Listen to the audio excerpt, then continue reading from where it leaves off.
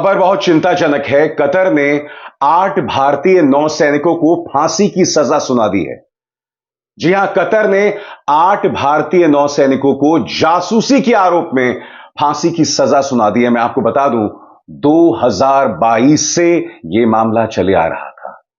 यह एक ऐसा मुद्दा था जिसे कांग्रेस ने संसद में भी उठाया था। आज विपक्ष यह सवाल उठा रहा है, एक ऐसे मौके पर जब 8 भारतीय नौसैनिकों को कतर ने फांसी की सजा सुना दी है। दोस्तों, प्रधानमंत्री नरेंद्र मोदी गोवा में मौजूद हैं और राष्ट्रीय खेलों का उद्घाटन कर रहे हैं। वहां एक तरह से, जैसा कि आप इन तस्वीरों में देख सकते हैं, वो रोड शो कर रहे हैं। सबसे बड़ी बात, गोवा में तो अभी चुनाव भी नहीं है। और क्या राष्ट्रीय खेलों का उद्घाटन प्रधानमंत्री को करना चाहिए? और अगर कर रहे हैं तो ठीक है, अच्छी बात है, क्योंकि प्रधानमंत्री हर आयोजन में राजनीतिक फायदा ढूंढने की कोशिश करते हैं। सबसे बड़ा सवाल, क्या प्रधानमंत्री ने इस मुद्दे पर अपनी चुप्पी तोड़ी है? 8 भारतीय नौसैनिकों को जासूसी के आरोप में फांसी की सजा सुनाई गई है। विदेश मंत्रालय ने अपनी प्रतिक्रिया में कहा, यह चिंताजनक है और हम इसका विरोध करेंगे। मगर मैं आपसे एक सवाल पूछना चाहता हूं। अभी वर्ल्ड कप क्रिकेट चल रहा है दोस्तों। भारत हर मैच जीत रहा है और हर मैच के जीतने के बाद प्रधानमंत्री नरेंद्र मोदी अपनी प्रतिक्रिया देते हैं, भारत को बधाई देते हैं। मेरे 8 नौसैनिकों को जासूसी के आरोप में कतर ने फांसी की सजा सुना दी है। मगर क्या प्रधानमंत्री ने इस बात पर अपना मुंह खोला है? क्या इस पर उन्होंने सोशल मीडिया, एक्स पर या ट्विटर पर अपना कोई बयान दिया है, ट्वीट किया है? यह सवाल तो उठना चाहिए ना। दोस्तों, बहुत चिंताजनक है और विपक्ष इस पर सरकार से अपील कर रहा है कि हमारे नौसैनिकों को सुरक्षित भारत वापस लाया जाए। वो कौन नौसैनिक है दोस्तों? आपकी स्क्रीन पर captain Navtej Singh Gill, captain Birendra Kumar Verma, captain Saurabh Vashishtha, commander Amit Nagpal, commander Purnendu Tiwari, commander Sugunkar Pakla, commander Sanjeev Gupta और सेलर रागेश।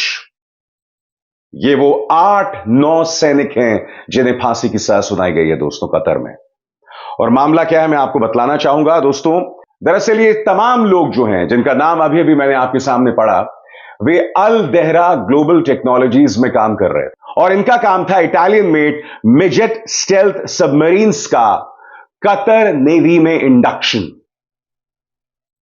सबसे बड़ा सवाल, जाहिर सी बात है, ये लोग अगर काम कर रहे थे अल दहरा टेक्नोलॉजीज के लिए, तो वो लोग खुद तो यहां पहुंचे नहीं होंगे ना। भारत सरकार ने कहीं ना कहीं रास्ता जो है वो प्रशस्त किया होगा। उन्होंने जो तमाम तकनीकी जरूरतें हैं इसके लिए, वो पूरी की होंगी। ये मामला 2022 से चला आ रहा है। प्रधानमंत्री इस पर पूरी तरह से खामोश है। विपक्ष यही सवाल पूछ रहा है। मैं आपको एक एक करके बताना चाहता हूं। आरजेडी ने अपनी तरफ से यह बयान दिया है उस वीडियो का सहारा लेकर दोस्तों, जिसमें प्रधानमंत्री राष्ट्रीय खेल समारोह का उद्घाटन कर रहे हैं और रोड शो कर रहे हैं अपना हाथ हिलाते हुए। राष्ट्रीय जनता दल क्या कह रहा है दोस्तों?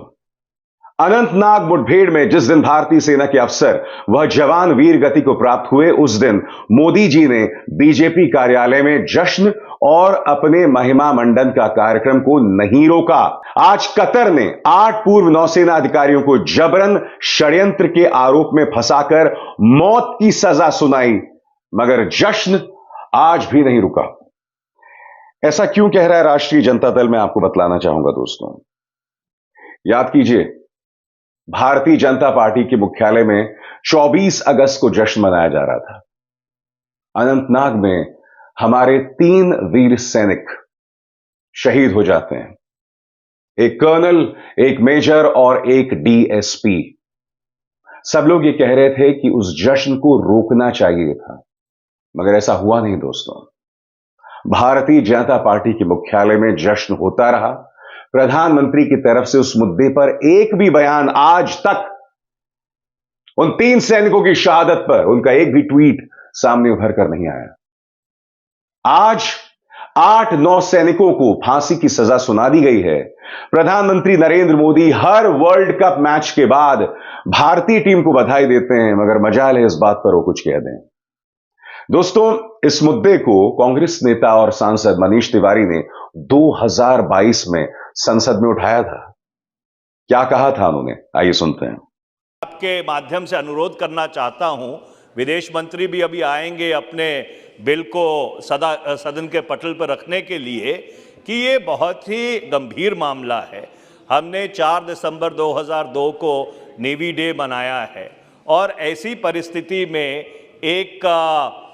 एक पड़ोसी देश में हमारे 8 सेवानिवृत्त नौसेना के अधिकारी अगर 120 दिन से ज़्यादा सॉलिटरी कन्फाइनमेंट में हों और ना उनको बताया गया, ना उनके परिवारों को बताया गया और शायद भारतीय दूतावास को भी नहीं बताया गया कि उनके खिलाफ क्या आरोप है, ये बहुत ही एक दुर्भाग्यपूर्ण बात है। मैं आपके माध्यम से सरकार से अनुरोध करना चाहता हूं कि कतर की सरकार के साथ इस मामले को तुरंत उठाया जाए और ये जो 8 लोग हैं इनको रिहा कराकर हिंदुस्तान वापस लाया जाए। बहुत बहुत धन्यवाद। कांग्रेस इस मुद्दे पर उग्र तेवर अपना रही है। जयराम रमेश का बयान आपके स्क्रीन पर।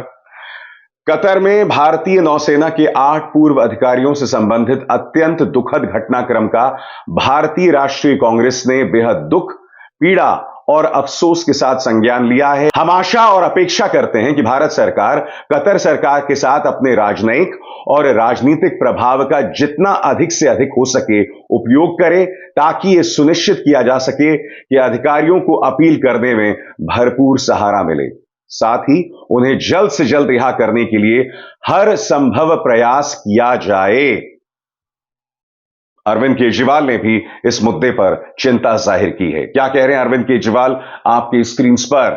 यह बेहद चिंताजनक और स्तब्ध कर देने वाला मामला है। भारत सरकार को राजनीतिक, कूटनीतिक, कानूनी अथवा किसी भी तरीके से अपने लोगों को बचाना चाहिए। क्या विपक्ष की आवाज को भारत सरकार सुनेगी? क्या हमारे 8-9 सैनिकों को सुरक्षित भारत लाया जा सकेगा? मोदी सरकार के सामने यह बहुत कठिन चुनौती है दोस्तों। मगर आप जानते हैं दोस्तों, हर देश हर संभव प्रयास करता है। भारतीय विदेश मंत्रालय भी प्रयास कर रहा है, भारत सरकार भी प्रयास कर रहा है। मगर दुख की बात यह है दोस्तों, जो मैंने अक्सर देखा है कि जब भी कोई बड़ी खबर इस तरह से आती है, प्रधानमंत्री पूरी तरह से चुप्पी साध लेते हैं। और आप जानते हैं कि प्रधानमंत्री हर छोटे से छोटे मुद्दे पर अपना बयान देते हैं। इतना बड़ा मुद्दा आपके सामने है और प्रधानमंत्री पूरी तरह से खामोश हैं। हम उम्मीद करते हैं कि हमारे 8-9 सैनिक सुरक्षित भारत वापस आएंगे और प्रधानमंत्री उससे पहले कम से कम विस्तार से अपनी बात रखेंगे। अभिसार शर्मा को दीजिए इजाजत। नमस्कार।